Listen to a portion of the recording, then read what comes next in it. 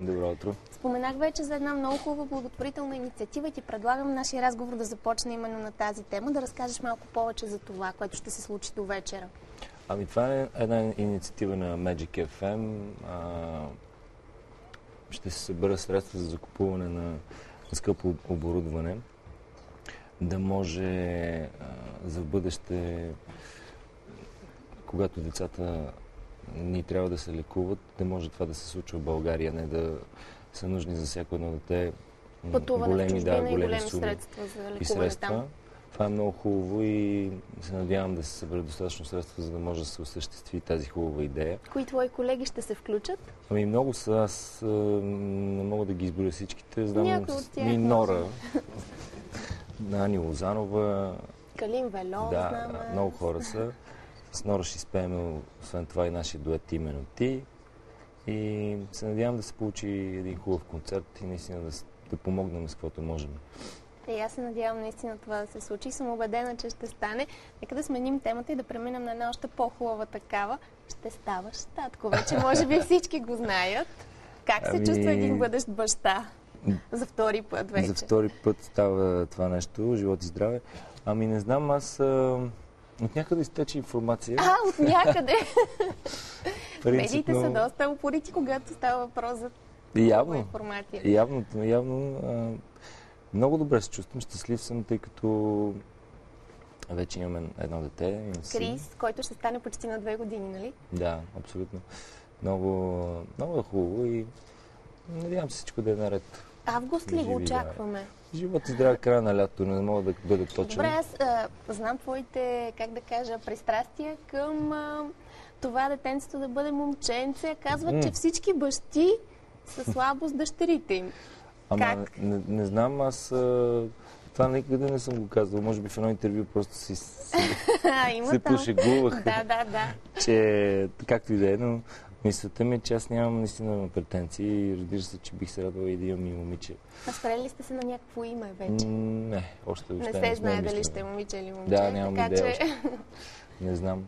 Добре, твоята съпруга Мария винаги стои далеч от медийното пространство. Тя дали е суеверна и вярва в това, че вашата връзка може би да й повлияе зле този медиен интерес? Аз по принцип не съм много по светските събития и партията. Разбира се, че се появявам тук-там, но с Мария посещаваме определени такива.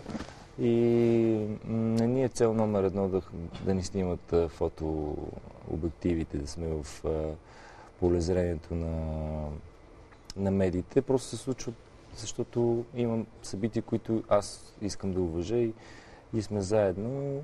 Така че тя покрай мене познава доста от журналистите и така. Но тя никога това въобще не е привличало, както и мене. Славата е нещо много, много тъпо и нещо много... Това може би е най-негативната страна на музиката и въобще на музикалната професия. Как съчетаваш музиката с бащинството?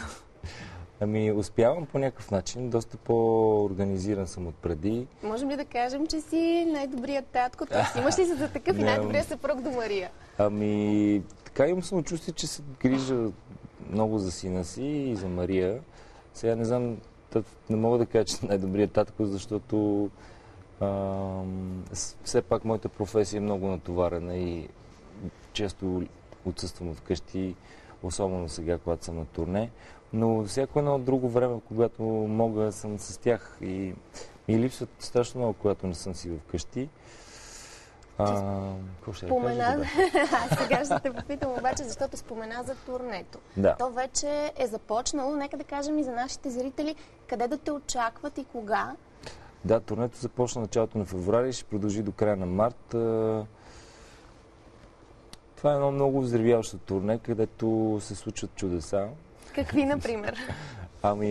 Освен, че хората супер много се кефят и се забавляват, тъй като програмата е много ударна и противно на очакванията, аз пея общо само няколко бавни парчета, всички останали така по-романтични песни са ремиксирани от DJ Борче, който на сцената ремиксира, в реално време миксира и свири на перкусии. Всъщност се случват много Има много емоция. Много е яко. В Плевен, например, се случи нещо, което до сега не би се беше Какво случило. е то? Едно момче се качи на сцената. Самоинициативно. Да, докато пеех, след него се качи едно момиче и по едно време нещо почнаха да се прегръщат. Той падна на колене. Много хубаво. И сега ми кажи, че е предложил брак. Да, предложи брак.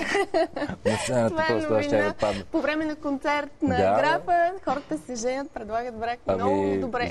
Евола на това момче. Евола, наистина, аз, тъй като в първи момент не разбрах какво си говоря, защото все пак шумно музиката. И помолих диджей Борче да намали саунда. И в един момент ги питам, какво става? И момичето казва, да. Викам, да. Викам, да. Тя се съгласи. Тя викам, да. И публиката, да. Стана супер яко. Много емоционален момент и много хубаво беше. Ти винаги пееш за любовта. До сега албумите ти, обаче, в албумите и песните всъщност пееш за тази несподелената и неосъществената любов, а ти си един щастливо влюбен човек. Защо се получава така? Аз имам и много такива песни, които са положителни любовни парчета. Но особено в... Извинявайте. В новия ми албум "Невидим". Ти казваш, че там изцяло си вдъхновен от Мария. Ами да, и Мария, въобще и Крис, въобще семейството ми. Така че любовните парчета повечето са много положителни и така хубава нотка. Има единствено, може би, "Невидим" е по-тъжно парче. Но факт, че стана хит.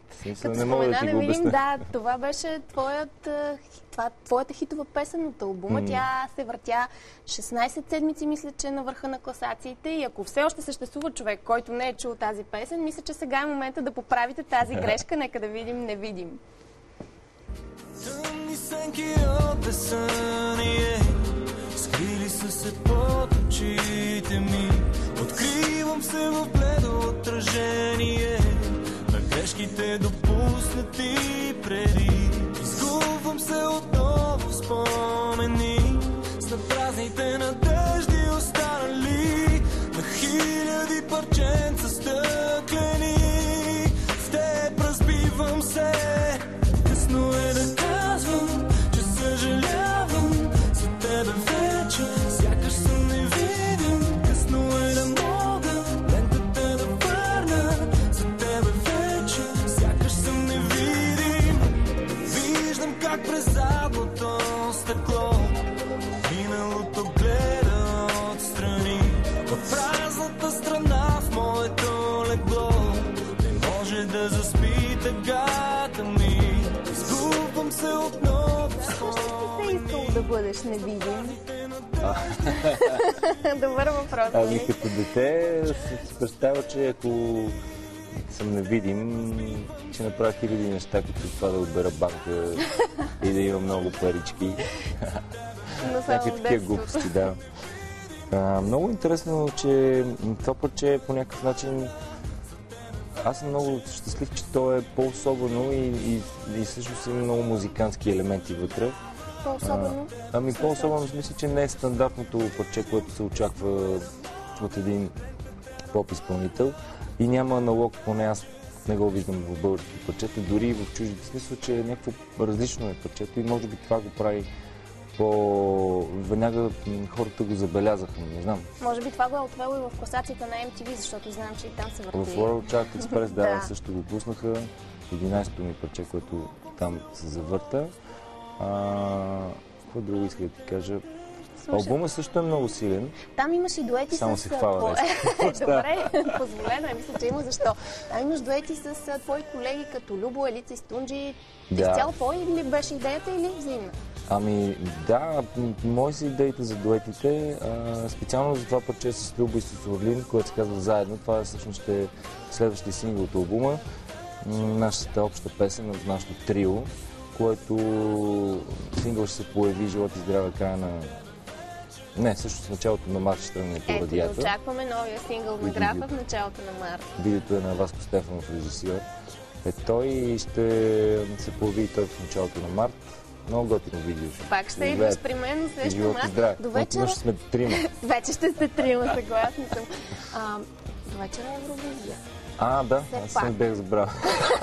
Беше забравил, беше един от първите поканени да участват. Защо отказа? Политически ли беше причината? В смисъл, Скандалите около Евровизия всички ги знаем. Това ли се отказа най-вече? Значи много са причините. Аз официално отказах. Естествено, много благодаря на всички, които са гласували от Академията за мен и на БНТ. Според мен феновете, но... Със сигурност може би има много разочаровани, но пък от друга страна има няколко причини. Едната е, че наистина съм на турне 2 месеца и реално времето за подготовка беше адски малко. Смогнеш, за съжаление. И другото е, че може би времето за конкурси малко на мене ми мина, не знам. Аз 2 пъти съм участвал в БГ Евровизия и 2 пъти имал някакви скандали и може би не ми се иска 3-ти път да прецаквам Евровизия. Шегувам се. Мисля, дори да не бъда карак. Шегувам се, разбира се. Пожелавам успех на всички колеги, които участват. Радвам се, че има повече нови изпълнители, по-млади изпълнители. И тази година се надявам, аз имам някакъв фаворит, няма да казвам кои са. Защо? Поне един кажи. Руд Колева и Мона и 032. Ето казах кои са обаче. Добре. Пропускам някой, но както да е. Аз много ти благодаря, че беше тук при мен. Пожелавам ти успех на турнето. Благодаря. Пожелавам успехи на благотворителната инициатива до вечера и се надявам, че наистина тя ще има успех. Аз забравих да кажа къде е също концерта в София Лайф Клуб, така че всички, които искат да дойдат, могат да заповядат след 7 часа.